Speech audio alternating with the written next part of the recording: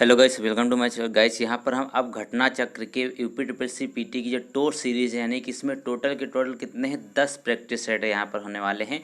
तो गाइस अगर इस वीडियो पे आपका रिस्पांस अच्छा आता है तो देखिए समय अभी आपके पास कम बचा हुआ है, तो अगर आप रिस्पांस अच्छा देते हैं मैं सारे के सारे प्रैक्टिस सेट इसके करा दूंगा। घटना चक्र का ये होता है कि इसके जो है लगभग आपका पेपर उसमें से फंस जाता है, क्योंकि ये बहुत ही विश्वसनीय यहाँ पर ये पुस्तक है, इसीलिए ये फेमस भी है। तो इसी के यहाँ प्रैक्टिस सेट हम पहला करने वाले हैं। अगर रिस्पांस अगर आप अच्छा देते हैं, वीडियो को लाइक करते हैं, कमेंट में बताते हैं कि आपको ये करना चाहिए कंटिन्यू, तो मैं कंटिन्यू करता हूँ। तो चलिए आज ये पहला प्रैक्टिस सेट देख लेते हैं। तो गाइस प्रैक्टिस सेट बहुत शानदार होने वाला है, तो उससे पहले बता दूं कि वीडियो को लाइक जरूर कर दीजिएगा। तो गाइस देखिए पहला प्रश्न इसमें कहता है कि मोहनजोदाड़ो का स्थानीय नाम क्या था। तो गाइस मोहनजोदाड़ो का जो स्थानीय नाम है उसको अन्य किस नाम से जाना जाता है। तो गाइस देखिए मृतकों का टीला के नाम से मोहनजोदाड़ो का स्थानीय नाम कहा जाता है, ये इसका राइट आंसर हो जाएगा। अब हिस्ट्री के प्रश्न हम ले रहे हैं, 5 पन्ना आपके हिस्ट्री रहेंगे। अब बोला गया कि प्रारंभिक बौद्ध धर्म ग्रंथों की रचना किसमें करी गई है। तो देखिए जो प्रारंभिक बौद्ध धर्म के जो ग्रंथ हैं उनकी रचना जो सब करी गई है वो पाली पाठ में, यानी कि पाली भाषा कह सकते हैं, पाल पाठ कह सकते हैं, ये इसका राइट आंसर हो जाएगा। अब क्वेश्चन नंबर यहाँ पे 3 देखिए, कहता है कि वह सुल्तान कौन था जिसने खलीफा के अधिकार को मानने से इनकार कर दिया था। तो गाइज एक जो यहाँ पे सुल्तान थे उन्होंने क्या किया था, जो खलीफा हुआ करते थे आपको पता है दिल्ली सल्तनत में, तो उन्होंने मना कर दिया था। तो देखिए इसका राइट आंसर हो जाएगा अलाउद्दीन खिलजी, यानी कि अलाउद्दीन खिलजी ने खलीफा के अधिकारों को मानने से इनकार कर दिया था, जबकि कुतुबुद्दीन मुबारक खिलजी ने स्वयं को खलीफा घोषित किया था। इन्होंने क्या किया था, अपने आप को खलीफा घोषित कर लिया था। राइट आंसर हो जाएगा ए। अब यहाँ पे देखिए क्वेश्चन नंबर जो 4 कहता है कि शिवाजी ने कितनी बार सूरत को लूटा। तो शिवाजी थे उन्होंने कितनी बार सूरत को लूटा है, तो ये देख लीजिए छत्रपति शिवाजी ने 1627 से 1680 में पहली बार, और उसके बाद यहाँ पर देखें ये मतलब दोनों ये पूरी डेट हमने बताई, तो 16 से 64 में उन्होंने पहली बार लूटा और दूसरी बार लूटा था 1667 में, यानी कि इन्होंने 2 बार सूरत को लूटा था छत्रपति शिवाजी ने। इसका राइट आंसर हो गया। क्वेश्चन नंबर 5 कहता है कि भारत में सिपाही विद्रोह यानी कि जो 1857 की क्रांति थी उसकी शुरुआत कहाँ से हुई थी। तो सभी को इसका राइट आंसर पता होना चाहिए। तो इसकी शुरुआत जब हुई थी वो हुई थी यहाँ पर मेरठ से। अब यहाँ पे क्या कहा जाता है कि ये ब्रिटिश शासन के विरुद्ध एक सशस्त्र विद्रोह था 1857 का, शुरुआत मेरठ से हुई। गाइस भारत के सबसे बड़े स्टडी प्लेटफॉर्म जिसका नाम है ऑलीवुड, तो ऑलीवुड की तरफ से आपको फ्री में ई बुक प्रोवाइड कराई जा रही है। तो ई बुक जो है वो बहुत ही इंपॉर्टेंट है आपके एग्जाम के लिए, क्योंकि देखिए अभी आपका यूपी है और उसके बाद यहाँ पर जो आपका एग्जाम है यूपीएसआई के लिए, तो यूपीएसआई में बहुत सारे हिंदी के ग्रामर और हिंदी के प्रश्न पूछे जाते हैं। तो उसके लिए आपको फ्री में PDF अगर चाहिए तो नीचे डिस्क्रिप्शन में लिंक है, वहाँ से आप डाउनलोड कर सकते हैं। चलिए मैं आपको दिखा देता हूँ, या फिर जो ऐप है इसका वेबसाइट है वो भी डिस्क्रिप्शन में लिंक है, वहाँ से क्लिक करके इसको डाउनलोड कर लीजिए। तो भाई जैसे ही क्लिक करेंगे लिंक पे तो आप पहुंच जाएंगे इसके पेज पे। तो यहाँ पर आपको सिर्फ और सिर्फ ईमेल डालना है, इंटर पासवर्ड करना है और इंटर मोबाइल नंबर डालना है, रजिस्ट्रेशन आपका हो जाएगा और तुरंत ही आपको PDF डाउनलोड हो जाएगी। और इसके साथ साथ और भी बहुत सारे PDF और आपके यहाँ पर ई बुक अवेलेबल है, जो पूरी यहाँ पर 50-60 पेज में अवेलेबल है। तो आपके लिए बहुत ही शानदार मौका है, सब कुछ फ्री में यहाँ पर प्रोवाइड हो रहा है।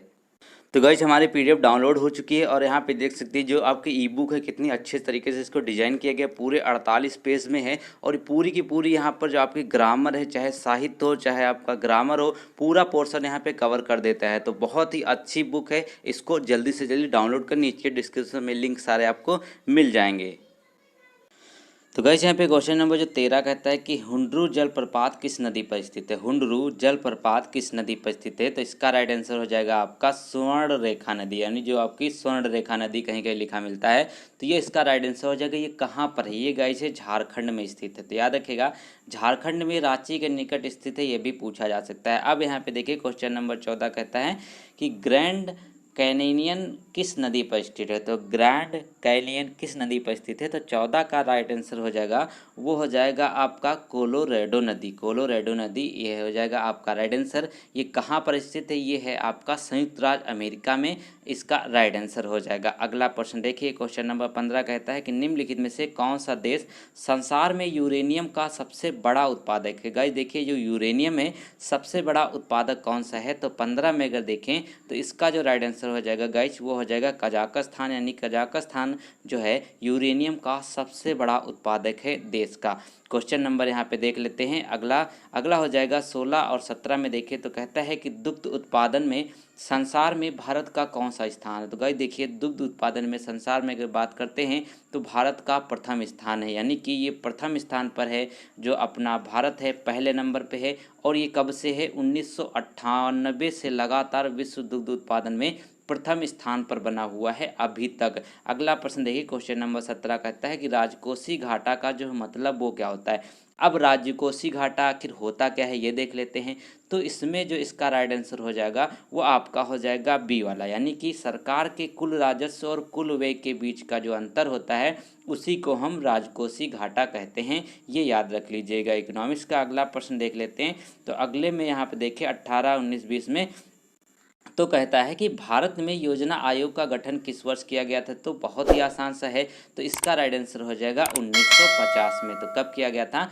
15 मार्च 1950 में इस योजना आयोग का गठन किया गया। लेकिन उसके बाद क्या हुआ? 1 जनवरी 2015 को योजना आयोग की जगह नीति आयोग कर दिया गया, जिसके वर्तमान में अगर बात करते हैं नीति आयोग के उपाध्यक्ष कौन है, वो हैं डॉक्टर राजीव कुमार, और जो सीईओ हैं वो हैं अमिताभ कांत। ये भी याद रखिए। क्वेश्चन नंबर 19 कहता है कि भारत में राष्ट्रीयकृत बैंकों की संख्या कितनी है। अगर यहाँ पे इस समय बात करते हैं, जो भारत में टोटल राष्ट्रीयकृत बैंकों की संख्या है वो टोटल 12 है।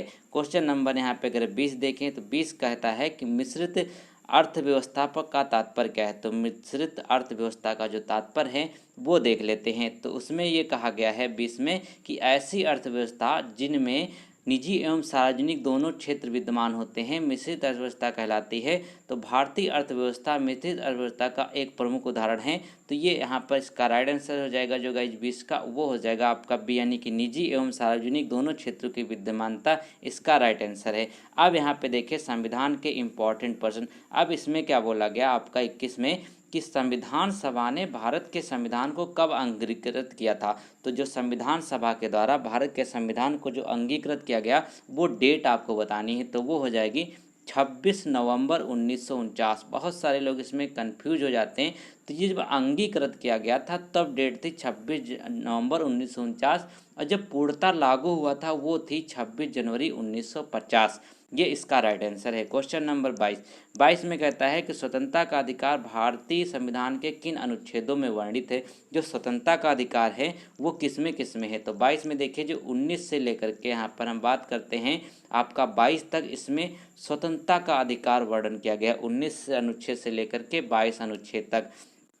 अब यहाँ पे देखिए क्वेश्चन नंबर 23 बोलता है कि लोकसभा का कार्यकाल कितनी बार 6 वर्ष तक बढ़ाया गया। तो देखिए जो लोकसभा का कार्यकाल है अभी तक सिर्फ एक बार जो है बढ़ाया गया है। कब बढ़ाया गया था? जो 1975 में अपने देश में इमरजेंसी लागू करी गई थी, उस समय इसका जो लोकसभा का कार्यकाल था वो 6 वर्ष तक बढ़ाया गया था। सिर्फ एक बार हुआ है अपने इतिहास में। गाइस क्वेश्चन दमदार होंगे, वीडियो को लाइक जरूर कीजिएगा, अपना स्कोर बताइएगा। क्वेश्चन नंबर 24 कहता है कि सर्वोच्च न्यायालय के न्यायाधीश किस आयु में सेवानिवृत्त होते हैं। तो गाइस जो सर्वोच्च न्यायालय के न्यायाधीश हैं वो अपना जो है 124 अनुच्छेद के दूसरे भाग में निश्चित किया गया है कि 65 वर्ष उनकी आयु होनी चाहिए। 65 वर्ष इसका राइट आंसर हो जाएगा। अब बोला गया 25 में कि 73वें संवैधानिक संशोधन अधिनियम के अनुसार पंचायत का कार्यकाल कितना होता है। तो देखिए जो 73वां संवैधानिक संशोधन है उसके तहत जो पंचायत का कार्यकाल है वो आप सभी लोगों को पता होगा 25 का, ये 5 साल होता है। जो संवैधानिक संशोधन जो पंचायत का कार्यकाल है वो 5 साल का ही होता है। 5 साल बाद वहाँ फिर से चुनाव होते हैं, चाहे जिस भी चीज़ के हों। क्वेश्चन नंबर 26, अब साइंस के प्रश्न लेते हैं। साइंस में कहता है आपका क्वेश्चन नंबर 26 की बर्फ़ पर स्केटिंग करना प्रदर्शित करता है कि दाब बढ़ाने पर बर्फ़ का गलनांक जो है वो क्या होता है। देखिए अगर जब दाब बढ़ाते हैं तो बर्फ़ का गलनांक क्या होता है, वो यहाँ पर घट जाता है, जिसकी वजह से हम स्केटिंग कर पाते हैं। अगर मान लीजिए कि यहाँ पर ये नहीं होता तो स्केटिंग नहीं कर पाते। तो बर्फ़ घटता है, इसीलिए हमारी जो पकड़ बनी रहती है वो अच्छे से बनी रहती है। क्वेश्चन नंबर 27 कहता है कि निम्नलिखित में से किसने इलेक्ट्रॉन का आविष्कार किया था। तो इलेक्ट्रॉन को जो आविष्कार करने वाले व्यक्ति थे सभी को पता होगा कि जे जे थॉमसन ने इलेक्ट्रॉन का यहाँ पर आविष्कार किया था। कब किया था? वो किया था 1897 में। और यहाँ पर देखिए जो इस पे चार्ज होता है, एक इलेक्ट्रॉन पे जो चार्ज होता है वो कितना होता है 1.6 इंटू 10⁻⁻19 कूलाम्ब होती है। ये देख लीजिए। आप लोग बोलते थे कि आप एक्स्ट्रा फैक्ट नहीं बताते, मैं भाई सब कुछ बता के चल रहा हूँ, बस आप लोग वीडियो को शेयर करें और ज़्यादा से ज़्यादा देखें यार। क्वेश्चन नंबर 28 कहता है कि शुष्क बर्फ किसका ठोस रूप है। तो यहाँ पे देखिए जो एक शुष्क बर्फ है जिसे ड्राई आइस के नाम से जाना जाता है, तो वो किसका एक रूप है, तो वो होता है आपका कार्बन डाइऑक्साइड ही होती है, जो आपका CO2 है, इसी का एक ठोस रूप होता है, शुष्क बर्फ के नाम से जाना जाता है। अब क्वेश्चन नंबर 29 कहता है कि मानव शरीर में पाचन तंत्र का सबसे लंबा हिस्सा कौन है। तो देखिए एक मानव शरीर जो होता है, पाचन तंत्र कहाँ से, वो जो सबसे लंबा हिस्सा होता है वो आपका छोटी आंत होती है। देखिए छोटी आंत जो आंत होती है, छोटी नाम है लेकिन इसकी जो लंबाई होती है वो लगभग 7 मीटर के आसपास होती है, लगभग 6.5 से 7.5 के मीटर के आसपास होती है।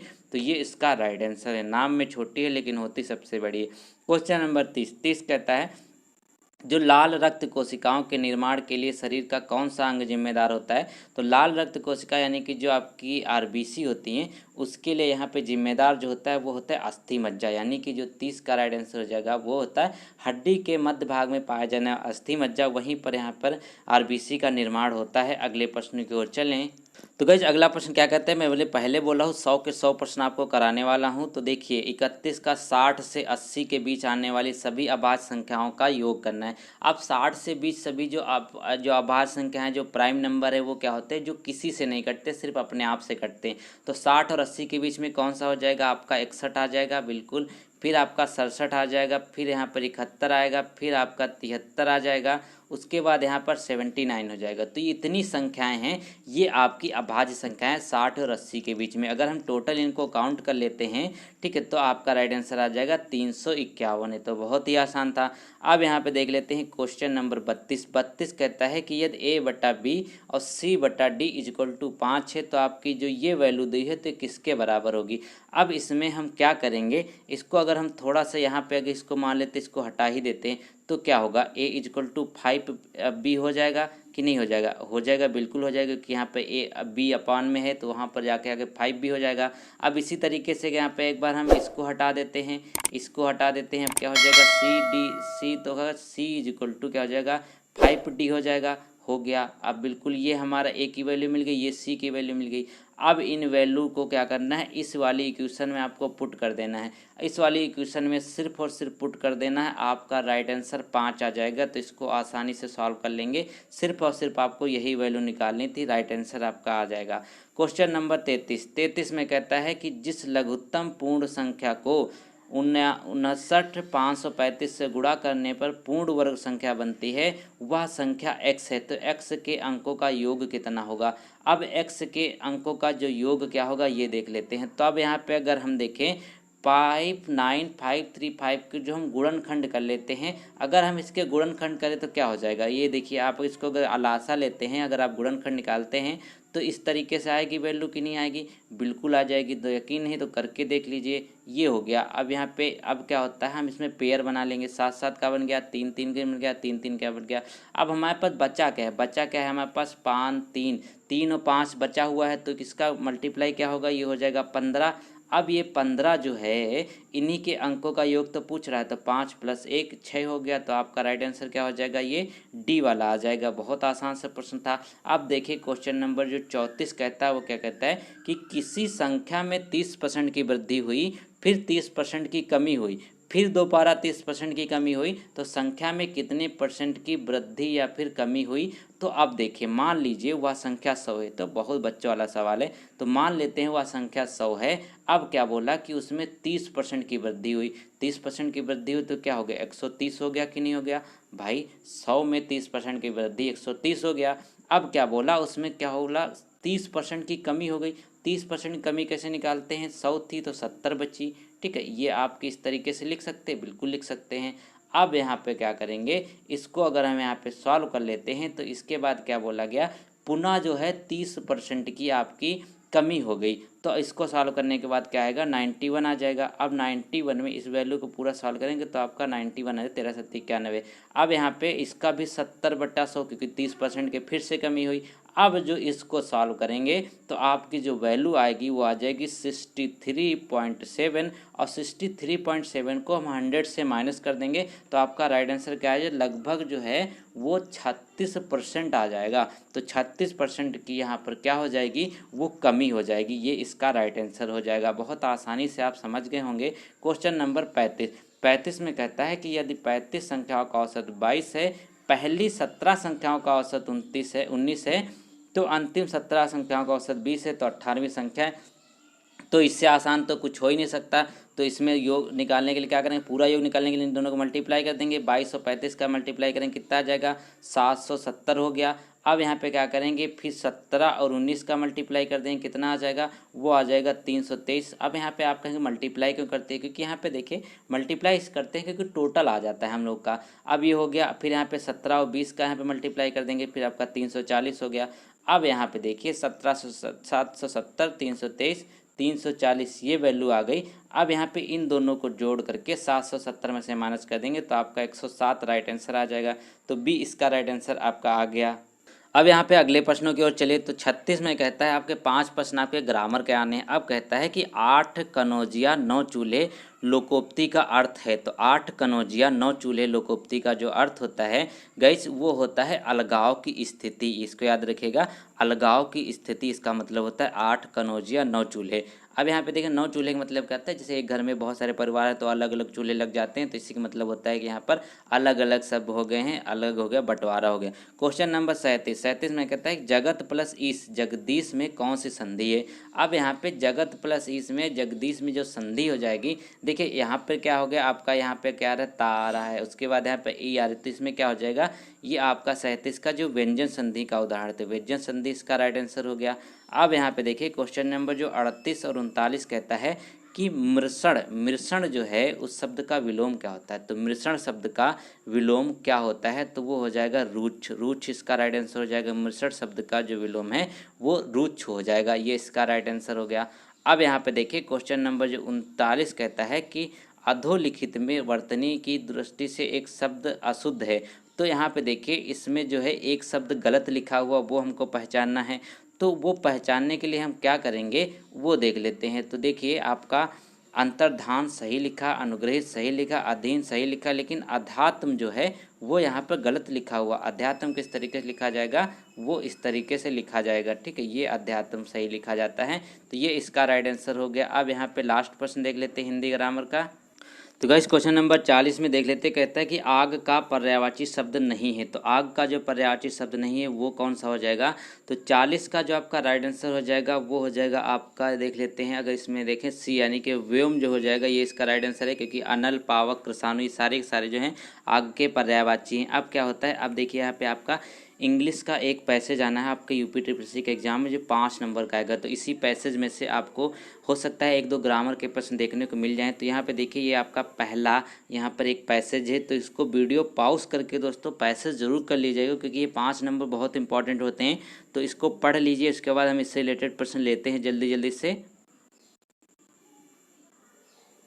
तो उम्मीद है आपने पूरा पैसेज पढ़ लिया होगा वीडियो पॉज करके। तो देखिए पहला प्रश्न जो पूछा गया है 41 में पूछा है कि how many people unveiled the Queen Victoria statue at Cubbon Park. तो यहाँ पे देखिए 41 का जो राइट आंसर हो जाएगा वो हो जाएगा 1, यानी कि सिर्फ और सिर्फ एक। क्वेश्चन नंबर यहाँ पे अगला पूछा गया, इससे रिलेटेड बोला गया कि which of the following is a false regarding the Queen Victoria status in Bengaluru. तो बोला गया कि इसमें से जो आपका स्टेटमेंट दिया हुआ है, जो इसमें से जो आपके नीचे 4 ऑप्शन थे इसमें से कौन सा एक गलत है बेंगलुरु के क्वीन विक्टोरिया स्टैचू के बारे में। अब 52 में अगर 42 का अगर राइट आंसर देख लेते हैं गाइस, तो वो आपका हो जाएगा डी, यानी कि आपको पता है कि हमने पढ़ा कि मार्बल से बना होता है, 11 फीट ये लंबा है, ये भी पढ़ा, 111 ईयर गोल्ड का ये भी पढ़ा, लेकिन it standing queen Victoria park, तो यह यहाँ पर गलत हो जाएगा, यही यहाँ पर इसका फॉल्स है। क्वेश्चन नंबर यहाँ पे अगला देख लेते हैं। तो अगले में कहा गया, तो 43 में फिल करना है। तो बोला गया इट इज़ एन तो dash day to start your new business. तो इसमें एक अप्रोप्रिएट यहाँ पर भरना है, तो इसका क्या हो जाएगा। अब देखिए यहाँ पे 43 में क्या बोलता है कि रिक्त स्थान में कोई एग्जेक्टिव ही लगने वाला है। तो एग्जेक्टिव के लिए क्या करेंगे हम, यहाँ पे ऑस्पिशियस जो होता है ये एग्जेक्टिव है, क्योंकि अगर ऑस्पिशियस अगर हम लगा देंगे तो ऑस्पिशियस का मतलब क्या होता है कि कोई मांगलिक या शुभ या मंगल ये चीज़ें यहाँ पर भरी जानी है। तो क्या हो जाएगा, it is an auspicious day to start your new business. ये बहुत ही मंगल सूचक दिन है आपके नए बिजनेस स्टार्ट करने के लिए। क्वेश्चन नंबर 44 बोलता है कि एडेप्ट, एडेप्ट का यहाँ पर बेस्ट एक्सप्रेशन यानी कि सिनोनिम्स पूछा है। तो 44 का जो राइट आंसर हो जाएगा, एडेप्ट का जो मतलब क्या होता है दक्ष, निपुण, प्रवीण, पारंगत ये चीज़ें होती हैं, मतलब बिल्कुल बहुत कुशल मंगल वाला व्यक्ति होता है, स्किल्ड। तो इसका राइट आंसर क्या हो जाएगा, स्किल्ड हो जाएगा। स्किल्ड का मतलब भी यही होता है, एडेप्ट का मतलब भी सेम होता है। अब यहाँ पे देखिए क्वेश्चन नंबर जो 45 कहता है इसमें आपको अपोजिट दिया हुआ है। अब अपोजिट में बोला गया है इसका अपोजिट क्या होगा, तो एसेंट का जो अपोजिट है वो क्या होगा। एसेंट का मतलब क्या होता है चढ़ाई या फिर आरोहण, या फिर एसेंट का मतलब तो चढ़ाई करना। अब यहाँ पे क्या होगा, इसका जो जो अपोनेंट हो जाएगा यानी कि जिसका अपोजिट वर्ड हो जाएगा 45 का, वो आपका हो जाएगा क्या हो जाएगा, इसमें देख लेते हैं राइट आंसर आपके ऑप्शन में है डिसेंट, और उसके बाद है यही इसका राइट आंसर हो जाएगा। एसेंट का डिसेंट तो आप सभी लोगों ने पढ़ा ही होगा, तो ये इसका राइट आंसर हो गया। अब यहाँ पे देख लेते हैं, अब हम रीजनिंग के 5 प्रश्न इसमें करने वाले हैं। तो रीजनिंग के 5 प्रश्न आपके एग्जाम में पूछे जाएंगे बहुत ही अच्छे से, तो उनको यहाँ पे कर लेते हैं। अब बोला गया है कि निम्नलिखित में से शब्दों का सार्थक क्रम दर्शाएगा। तो सार्थक क्रम दर्शाने का जो मतलब होता है वो क्या है, इसमें पहले क्या पहले क्या पहले क्या ये होगा। अब यहाँ पे देखिए, अब यहाँ पे अगर 46 की बात करते हैं तो इसका जो सार्थक क्रम क्या हो जाएगा वो देख लीजिए। तो यहाँ पर क्या होगा, सबसे पहले पत्र होगा, फिर यहाँ पर टेलीफोन होगा, फिर यहाँ पर स्मार्टफोन आया, उसके बाद यहाँ पे उपग्रह। ठीक है, तो पहले पत्र, फिर यहाँ पे आपका टेलीफोन, फिर यहाँ पे स्मार्टफोन, फिर उपग्रह। तो राइट आंसर क्या हो जाएगा 46 का सी। अगला प्रश्न देख लेते हैं। अगला प्रश्न कहता है यहाँ पर कि 5 लोगों ने एक दौड़ में भाग लिया, और ठीक है कार्तिक ने प्रभोज्योत के एकदम पीछे ही दौड़ पूरी की, फराज ने लक्ष्य से एक कदम पहले दौड़ पूरी की, अनिल ने फराज के एक कदम पहले दौड़ पूरी की, अनिल तीसरे स्थान पर आया। तो इसमें से कौन दौड़ में दूसरे स्थान पर रहा। अब देखिए यहाँ पे क्या बोलेगा, अगर यहाँ पे देखिए प्रभोज के एक कदम पीछे ही दौड़ पूरी किसने, कार्तिक ने की।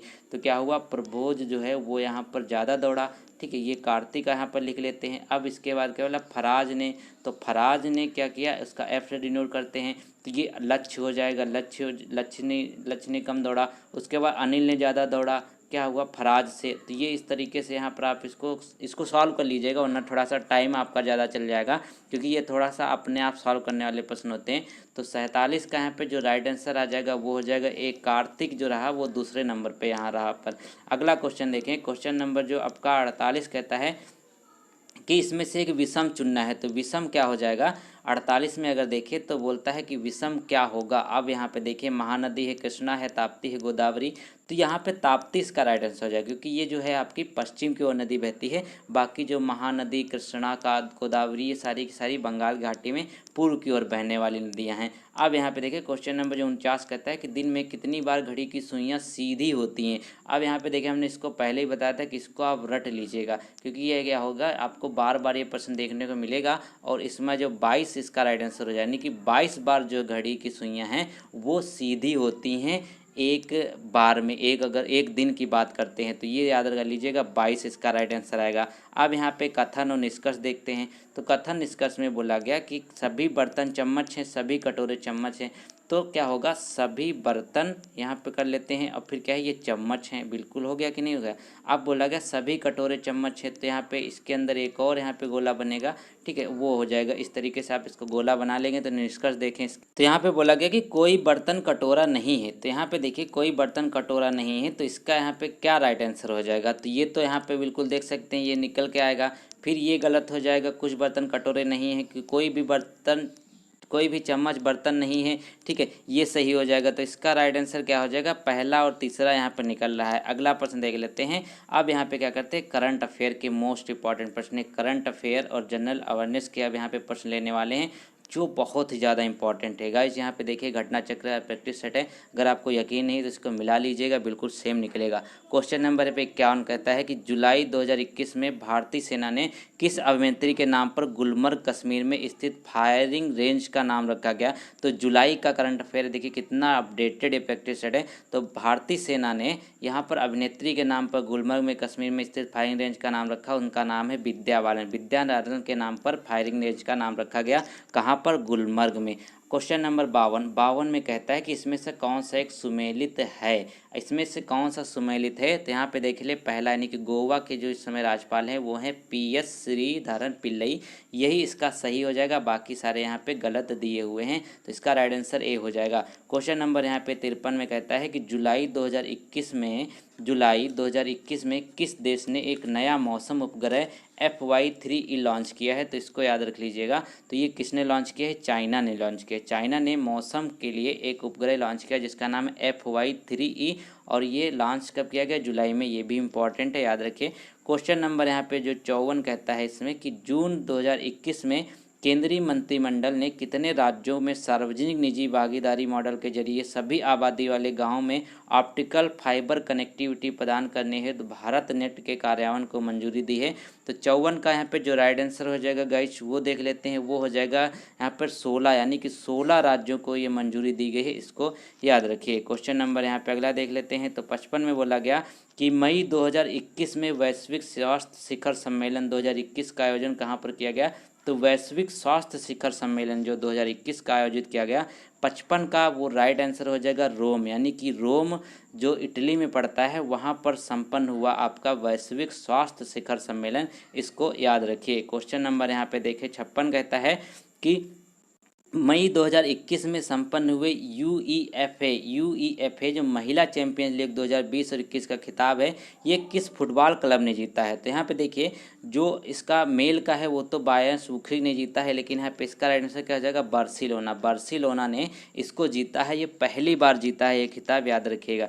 क्वेश्चन नंबर यहाँ पे देखिए 57 कहता है कि जून 2021 में कौन संयुक्त राष्ट्र के व्यापार और विकास सम्मेलन जो अंकटाड है की पहली महिला महासचिव नियुक्त करी गई है। तो देखिए संयुक्त राष्ट्र के व्यापार और विकास सम्मेलन जो अनकडेड के नाम से जाना जाता है, तो इसका राइट आंसर हो जाएगा 57 का, वो आपका हो जाएगा ग्रिंस्पन, यानी कि जो आपकी रेबेका ग्रिंस्पन है ये इसकी राइट आंसर हो जाएंगे, इनको यहाँ पर नियुक्त किया गया।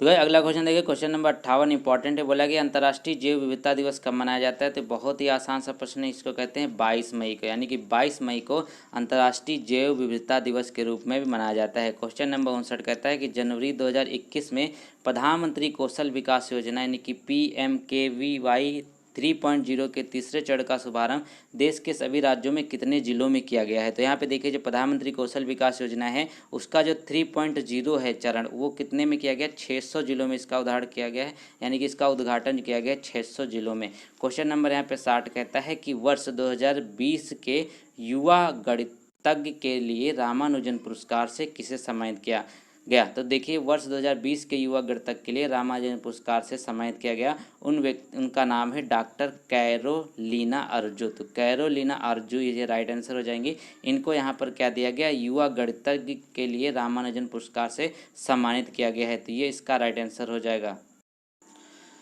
गाइस अब यहाँ पे जनरल अवेयरनेस के प्रश्न देख सकते हैं। तो यहाँ पे 61 में कहता है कि विक्रम साराभाई अंतरिक्ष केंद्र कहाँ के। देखिए यहाँ पे विक्रम साराभाई अंतरिक्ष केंद्र पूछा है ना गाइस, तो इसका राइट आंसर हो जाएगा त्रिवेंद्रम केरल में है। तो विक्रम साराभाई अंतरिक्ष केंद्र कहाँ पे है, केरल में है। और यहाँ पे अगर बात करते हैं श्रीहरिकोटा में क्या है, वहाँ पर क्या है, भू उपग्रह परीक्षण केंद्र है। और अहमदाबाद में क्या है, वो हो जाए आपका, यहाँ पे देखिए ये चीज़ें अलग अलग हैं, ठीक है, तो इसको याद रखिएगा। त्रिवेंद्रम में क्या है, विक्रम साराभाई अंतरिक्ष केंद्र है।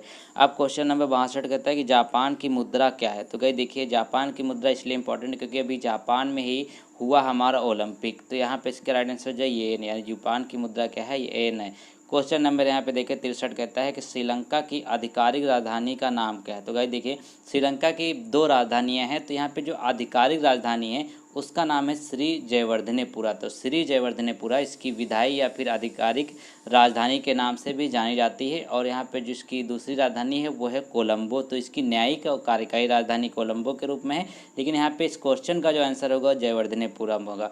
क्वेश्चन नंबर 64 कहता है कि निम्नलिखित मठों में से कौन सा मठ सिक्किम में है। तो इंपॉर्टेंट प्रश्न है, तो इसमें से कौन सा एक मठ जो है वो सिक्किम में है। तो इसका राइट आंसर हो जाएगा रूमटेक मठ जो है वो सिक्किम में स्थित है। और यहाँ पे इस मठ को धर्मचक्र केंद्र के नाम से भी जाना जाता है। तो क्या कहा जाता है, धर्मचंद्र केंद्र के नाम से। और यहाँ पे देखिए जो हेमिस मठ है ये कहाँ पर है, और ताबो मठ जो है वो हिमालय में है, और हेमिस मठ जो है वो कहाँ पे, वो आपका हिमाचल प्रदेश में है। ठीक है, तो ये माफ़ कीजिएगा, हेमिस लद्दाख में है, ताबो जो है हिमाचल प्रदेश में है ये। ठीक है, अब देखिए क्वेश्चन नंबर 65 कहता है कि भारत की पहली पूर्ण अवधि वाली टॉकी फिल्म कौन सी है। तो गाइज भारत की जो पहली पूर्ण अवधि की टॉकी फिल्म बनी थी उसका नाम हो जाएगा आलम आरा इसका राइट आंसर हो जाएगा। अब देखिए क्वेश्चन नंबर यहाँ पे आपको मैच कराना है, तो सूची 1 से लेकर के सूची 2 में हमको मैच करना है। तो आप देख सकते हैं कि वसीम जाफ़र जो है वो क्रिकेट से रिलेटेड हैं, राजा रवि वर्मा चित्रगाय से रिलेटेड है, राहुल गांधी राजनीति से रिलेटेड है, यामिनी कृष्णमूर्ति भरतनाट्यम से रिलेटेड हैं। तो बहुत ही आसान से प्रश्न है, तो आप इसको मैच कर सकते हैं आसानी से। अगला प्रश्न देखिए तो इम्पॉर्टेंट है, तो बोला गया द रेड साड़ी किसके द्वारा लिखी गई है। तो द रेड साड़ी पुस्तक का नाम है वो है जेवियर मोरो, यानी कि जेवियर मोरो के द्वारा लिखी गई पुस्तक का नाम है द रेड साड़ी, ये इसका राइट आंसर हो जाएगा। अब यहाँ पे अगला प्रश्न देखें, तो इस क्वेश्चन नंबर 68 की बात करते हैं। तो बोले भारत के दौरे पर आने वाला पहला अमेरिकी राष्ट्रपति कौन था। तो बहुत इंपॉर्टेंट प्रश्न है। तो भारत के दौरे पर जो सबसे पहले राष्ट्रपति आए थे अमेरिका के वो थे डी आइजनहावर। तो डी आइजनहावर जो थे वो सबसे पहले 1959 में आए थे भारत। तो ये अब जो है इसका राइट आंसर जाएगा, अमेरिकी राष्ट्रपति थे डी आइजनहावर।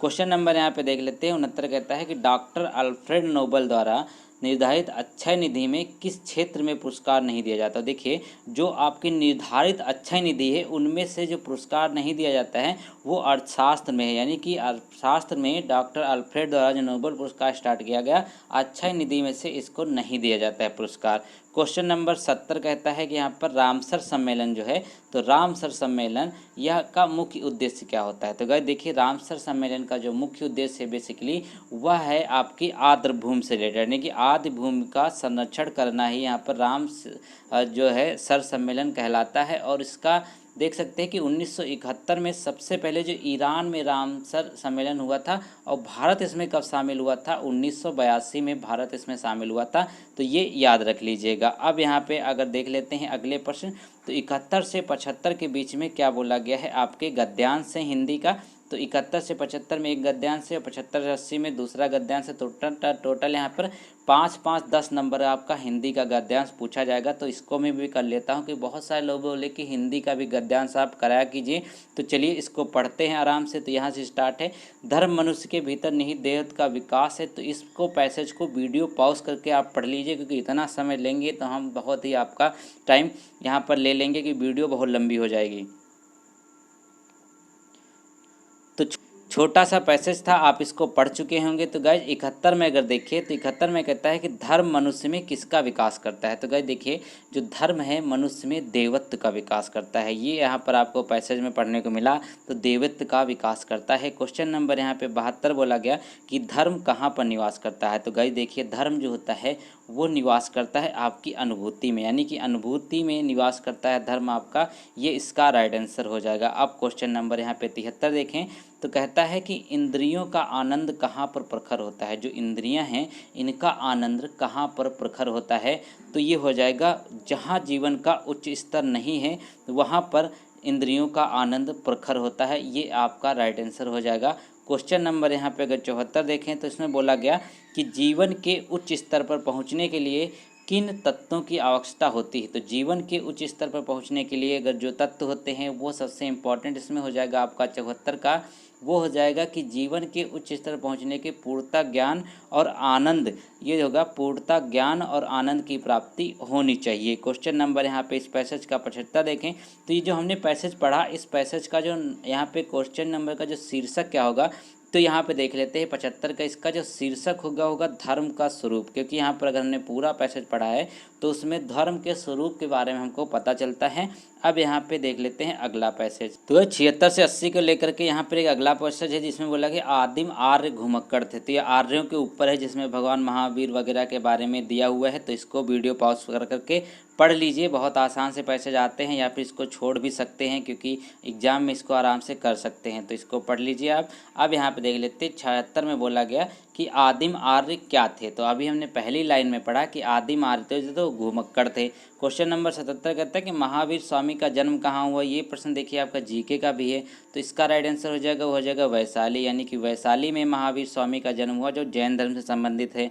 क्वेश्चन नंबर यहाँ पे 78 कहता है कि शंकराचार्य ने कितनी वर्ष की अवस्था में संन्यास ले लिया था। तो 78 में अगर बात करते हैं तो शंकराचार्य ने यहाँ पर जो उनकी एज थी इसका, तो वो कितना थी, 12 वर्ष। 12 वर्ष की अवस्था में उन्होंने संन्यास ले लिया था। ये क्वेश्चन राइट आंसर 79 कहता है कि महात्मा बुद्ध ने जब बुद्धत्व प्राप्त किया तो उनकी अवस्था कितनी थी, वो कितने साल के थे जब उनको बुद्धत्व प्राप्त हुआ था। तो 79 का राइट आंसर हो जाएगा 35 साल, क्योंकि देखिए इन्होंने बाद में ये सब चीज़ें इनको रियलाइज़ हुई कि ये क्या होना चाहिए, तो इनको बाद में प्राप्ति हुई थी। तो ये इसका राइट आंसर हो जाएगा 35। अब यहाँ पे देखिए क्वेश्चन नंबर 80 कहता है कि ऋतु धर्म का क्या अर्थ होता है। तो ऋतु धर्म का जो अर्थ होता है वो क्या होता है। तो 80 का राइट आंसर हो जाएगा, वो होता है यहाँ पर वैदिक धर्म। वैदिक धर्म इसका राइट आंसर हो जाएगा। अब यहाँ पे गाइज हमने टोटल 80% किए। देखिए बहुत सारे लोग बोलते हैं कि हमको 100 में 100 कराया, तो हम 100 में 100 आपको करा रहे हैं। आप अपना स्कोर चेक कर लीजिए ताकि आपको पता चले कि आपकी कितनी यहाँ पर क्षमता है प्रैक्टिस सेट सॉल्व करने की। तो गाइस क्वेश्चन नंबर 81 से 85 के बीच में क्या है। अब आपके यहाँ ग्राफ के प्रश्न। ग्राफ में पहला ये पाई चार्ट है, तो इसमें पाई चार्ट देख सकते हैं। इसमें कृषि 120 डिग्री यहाँ पे सबका एंगल दिया हुआ है आपको। अब इससे रिलेटेड प्रश्न ले लेते हैं। तो प्रश्न में बोला गया पहला कि सेवा क्षेत्र में कितने प्रतिशत कर्मी हैं। तो सेवा क्षेत्र जो है इसमें कितने प्रतिशत कर्मी हैं। तो यहाँ पे इसका जो 72 डिग्री इसका रेंज दिया हुआ है, ये 72 डिग्री है। यहाँ पे पूरा 360 होता है गोला। अब इसको किस तरीके से सॉल्व करेंगे, देखिए ये 72 डिग्री दिया हुआ है, कितने में से, ये 360 में से दिया हुआ है। अब 360 हम अगर इसको निकालते हैं यहाँ पर तो क्या इसको 100 कर देंगे। अब इसके बाद यहाँ पे क्या करेंगे, जो इसको पूरा सॉल्व कर लेंगे तो कितना आ जाएगा, 20% आ जाएगा टोटल। तो ये 20% इसका राइट आंसर हो जाएगा। तो आप देख सकते हैं इसका राइट आंसर हो जाएगा 20% डी का। बहुत आसान सा प्रश्न है। क्वेश्चन नंबर यहाँ पे 82 कहता है कि कृषि व्यापार बिजनेस, या भी जो व्यापार या बिजनेस है, कृषि बिजनेस और परिवहन में कुल कितने कर्मी कार्यरत हैं। अब यहाँ पे देखें इसका जो हम पूरा दिले, कृषि व्यापार और परिवहन, तो कृषि का कितना है 120 डिग्री है, और व्यापार का कितना है 24 है, और परिवहन का कितना 36 है। टोटल कितना बैठेगा, ये जाकर इसको जोड़ें तो टोटल बैठा है 180।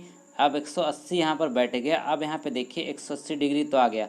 अब टोटल जिसकी वैल्यू दी हुई थी, ये दी हुई थी 7,20,000। 7,20,000 किसके बराबर है, 360 डिग्री के बराबर है। तो अब 7,03,60 डिग्री के बराबर है, तो 180 कितना हो जाएगा, 180 डिग्री हमको निकालना था। तो क्या करेंगे, सिंपल सा आप उसके नीचे रख देंगे 360 और गुणे 180 कर देंगे, और आपका जो राइट आंसर आ जाएगा 3,60,000 इसका राइट आंसर आ जाएगा। देखिए 3,60,000 राइट आंसर। बिल्कुल बहुत आसान सा प्रश्न था। क्वेश्चन नंबर यहाँ पे 83 कहता है कि व्यापार यानी कि बिजनेस की तुलना में उद्योग में कितने कर्मी अधिक कार्यरत हैं। तो अब बिजनेस का जो परसेंटेज था वो कितना है, तो बिजनेस का क्या था, बिजनेस में आपने देखा 24 डिग्री है। अब यहाँ पे क्या बोला कि आपका कितने, अब उसमें बोला कि उद्योग का कितना है 108 है। तो यहाँ पे परसेंटेज पूछा है कि इसमें कितना ज़्यादा है। तो अब इसका डिफरेंस देख लेते हैं। 24 108 का कितना हो जाएगा, 84% हो जाएगा। तो हमको अब 84 डिग्री हो गया। अभी हमने देखा कि आपका 360 डिग्री किसके बराबर है, वो है 7,20,000 के। अब सिंपल सा यहाँ पे 84 डिग्री निकालना है। तो 84 डिग्री किस तरीके से निकालेंगे वो आप इसको सॉल्व कर लीजिए। इसको यहाँ पे अपान में 360 रख के गुणे 84 कर लेंगे, आपका राइट आंसर आ जाएगा 1,68,000 इसका राइट आंसर हो गया। अब क्वेश्चन नंबर यहाँ पे देखें 84 में कहता है उद्योग क्षेत्र में कितने कर्मी कार्यरत हैं। अब उद्योग क्षेत्र में पूछा है तो 360 किसके बराबर है, 360 आपको अभी मैंने बताया कि इसके बराबर है 72। यहाँ पे देखिए कितना हो जाएगा 7,20,000 के बराबर है। ठीक है, अब यहाँ पे बोला गया है उद्योग का यहाँ पे कितना है, डिग्री कितना था 108 डिग्री था। तो यहाँ पे इसका 108 डिग्री निकाल लेंगे। 7,20,000 का 108 डिग्री कितना हो जाएगा 21,000, यहाँ पे 2,16,000 हो जाएगा। ये इसका राइट आंसर है। क्वेश्चन नंबर यहाँ पे 85 देखिए, ये भी आसान है। इसमें बोलता है परिवहन व्यापार और सेवा क्षेत्र में कार्यरत कुल कर्मियों की संख्या कृषि क्षेत्र में कार्यरत कर्मियों की संख्या से कितना अधिक है। अब 85 में देखें 85 में यहाँ पे बोला गया है टोटल कितना है, तो परिवहन, व्यापार और सेवा क्षेत्र में कितना हो जाएगा आपका, ये हो गया 36 डिग्री आ गया, फिर आ गया आपका 24 डिग्री, फिर 72 डिग्री, टोटल कितना हो गया 132 हो गया। अब यहाँ पे कृषि क्षेत्र का कितना है, तो कृषि क्षेत्र का कितना हो जाएगा, वो आपका हो जाएगा यहाँ पर 120। तो 120 132 माइनस 120 कर लेंगे, कितना हो जाएगा 12 डिग्री हो जाएगा। ठीक है, तो 12 डिग्री जो आपका आ गया, अब इसको क्या करेंगे 7,20,000 का 12 डिग्री निकाल लेंगे, आपका राइट आंसर आ जाएगा, तो हो जाएगा 24,000। तो इस तरीके से इसको आराम से आप सॉल्व कर सकते थे। तो गाइस यहाँ पे अगला देख लेते हैं। तो 86 से 90 के बीच में आपको ये आपका ग्राफ दिया हुआ डंडा रेख। तो इसमें क्या स्कूल ए को यहाँ ब्लैक से दिखाया गया, स्कूल बी को यहाँ पर व्हाइट से दिखाया गया। अब इसको हम किस तरीके से सॉल्व कर सकते हैं वो देख लेते हैं। अब यहाँ पे इसका पहला प्रश्न ले लेते हैं। प्रश्न क्या बोलता है, तो इसमें अगर बोलता है कि किस वर्ष में दोनों स्कूलों के विद्यार्थियों की संख्या का निरपेक्ष अंतर सबसे कम है। तो गाइज इस ग्राफ में देखें तो आपका अगर 2012 में देखें तो 12 में जो 2012 में सबसे कम आपको दिखाई दे रहा होगा, तो यही इसका राइट आंसर हो जाएगा। तो बहुत आसान है। क्वेश्चन नंबर यहाँ पे अगर 87 देखें, बोला कि 6 वर्षों की अवधि के दौरान स्कूल बी के विद्यार्थियों की औसत संख्या कितनी है। अब यहाँ पे स्कूल बी के विद्यार्थियों की औसत संख्या ही निकालनी है। अब यहाँ पे तो बहुत आसान हो जाएगा। आप इसको ग्राफ में देखें तो क्या हो जाएगा, स्कूल बी की टोटल वैल्यू देख लेते हैं। तो 550 है पहले में, फिर 820 है, फिर यहाँ पे 600 है, फिर यहाँ पे 750 है, फिर यहाँ पे 500 है, फिर यहाँ पे 480 है। तो टोटल काउंट कर लेंगे कितना आ जाएगा, 3700 आ जाएगा टोटल। ठीक है, अब यहाँ पे अपान में क्या कर देंगे 6 रख देंगे। तो अपान में हमने 6 रख दिया। तो अब यहाँ पे इसका जो राइट आंसर कितना आ जाएगा, इसको यहाँ पे काट देंगे 37 से को 6 से, क्योंकि औसत तो हम इसी तरीके से निकालते हैं। तो 616.67 इसका राइट आंसर हो जाएगा। अब यहाँ पे देख लेते हैं इसका क्वेश्चन नंबर जो 88 कहता है कि किस वर्ष में स्कूल बी के विद्यार्थियों की संख्या में प्रतिशत वृद्धि इसके पिछले वर्ष की तुलना में सबसे अधिक रही है। तो अब यहाँ पे देख लेते हैं प्रतिशत वर्ष की तुलना में सबसे अधिक रही। तो अगर यहाँ पे 2009 में देखें, अगर इसको आप देख लीजिए पूरी डंडा रेख में देखिए, तो 2009 में देख लेते हैं। तो इसमें क्या हो जाएगा, अब 20% वृद्धि पूछा है, तो इसकी वैल्यू कितनी दिखाई दे रही है आपको 820 है। फिर यहाँ पे 550 में माइनस कर देंगे, अपॉन में 550 रखेंगे क्योंकि हम इसी से तुलना ही कर रहे हैं, और इंटू 100 कर देंगे। बस इतना करना है आपको। आपका राइट आंसर क्या आ जाएगा, 49.09% आएगा। ठीक है, तो इसका जो वैल्यू आएगी 49.09%, ये सबसे ज़्यादा है। तो इसका मतलब क्या है कि 2009 में यहाँ पर ये इसकी तुलना थी। क्वेश्चन नंबर यहाँ पे 89 देखें। 89 तो बहुत आसान, इसमें बोला गया कि सभी वर्षों के दौरान BA के स्कूल के कुल विद्यार्थियों का अनुपात क्या है। अब बी के कुल विद्यार्थी देख लेते हैं। तो सबसे पहले क्या करेंगे, सभी स्कूल के ए के, यानी कि जो सभी स्कूल ए के विद्यार्थियों को काउंट कर लेंगे। तो ए के काउंट करेंगे तो कितना आ जाएगा, पहले का 640 है, 800 है, 500 है, 700 है, 900 है, 750 है। तो टोटल कितना हो जाएगा 4290 हो गया। अब यहाँ पे क्या करेंगे, बी के देख लेते हैं। बी का कितना हो जाएगा, बी का हो जाएगा आपका 3700। ठीक है, तो अब बी और ए का अनुपात निकालना है, 37 हो गया। अब इनको यहाँ पे काट देंगे तो अनुपात क्या आ जाएगा, आप देख सकते हैं आपका 370 429 इसका राइट आंसर हो जाएगा।